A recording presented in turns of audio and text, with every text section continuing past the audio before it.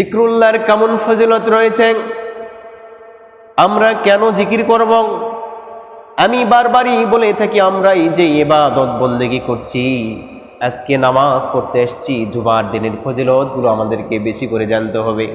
আপনি যেই জিনিসটা জানবেন, ওই জিনিস সম্পর্কে আমি যেই জিনিসটা জানব, ওই জিনিস সম্পর্কে আমার আমল করে বেশি ফায়দা হবে, বেশি আমলের মধ্যেও একটা জোশ পয়দা হয়ে যাবে।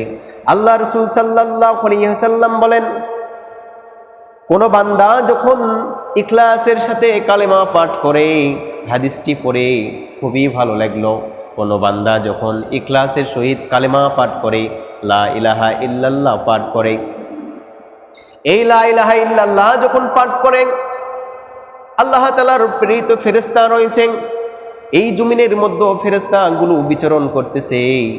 যখন কোনো বান্দা লা ইলাহা ইল্লাল্লাহ পাঠ করে, এই পাঠকারীর জন্য এই দুনিয়া থেকে একজন ফেরেশতা, আল্লাহ তাআলার পক্ষ থেকে প্রেরিত ফেরেশতা, এই লা ইলাহা ইল্লাল্লাহর যে সওয়াব রয়েছে, এই লা ইলাহা ইল্লাল্লাহটা নিয়ে রব্বে কারীমের কাছে রওনা দেয়। সুবহানাল্লাহ পড়ে।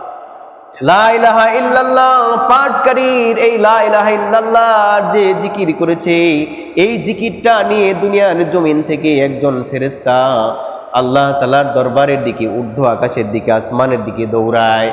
এই প্রতিমধ্যে আরও একটি ফেরেশতার সঙ্গে যখন দেখা হয়ে যায়, জমিন থেকে যেই ফেরেশতাটি গেল, এই ফেরেশতার সঙ্গে দেখা হয়ে যাওয়ার পরে বলে, তুমি কোথায় যাচ্ছ?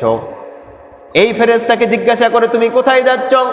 এই ফেরেশতা বলে, জমিনের মধ্যে আল্লাহর এক বান্দা লা ইলাহা ইল্লাল্লাহর জিকির করেছে, এই জিকিরটা নিয়ে, এই জিকিরে নিয়ে আমি আল্লাহ তাআলার কাছে যাচ্ছি। বলুন সুবহানাল্লাহ। আল্লাহ তাআলার কাছে যাচ্ছি। আসমান থেকে আর একটা যেই ফেরেশতা সাক্ষাৎ হলো, ওই ফেরেশতা বলতেছে, তুমি তো জিকির নিয়ে রব্বে কারীমের কাছে যাচ্ছ, কিন্তু আমি আল্লাহ তাআলার কাছ থেকে ওই ব্যক্তির জন্য নাজাতের পয়গাম নিয়ে যাচ্ছি। সুবহানাল্লাহ। এই ফেরেশতা এখনো রব্বে কারীমের কাছে যেতেই পারেনি, অথচ আর একজন ফেরেশতা আল্লাহ তাআলা সেট করে দিয়েছেন যে যাও, জমিনের বুকে একটা জায়গাতে আমার বান্দা বসে লা ইলাহা ইল্লাল্লাহ বলেছে, তুমি যাও, সেখানে যাও, তার নাজাতের পয়গাম নিয়ে যাও। সুবহানাল্লাহ। জিকিরের এত ফজিলত রয়েছে ভাই, এজন্য আমাদেরকে কি করতে হবে? বেশি থেকে বেশি জিকির করতে হবে।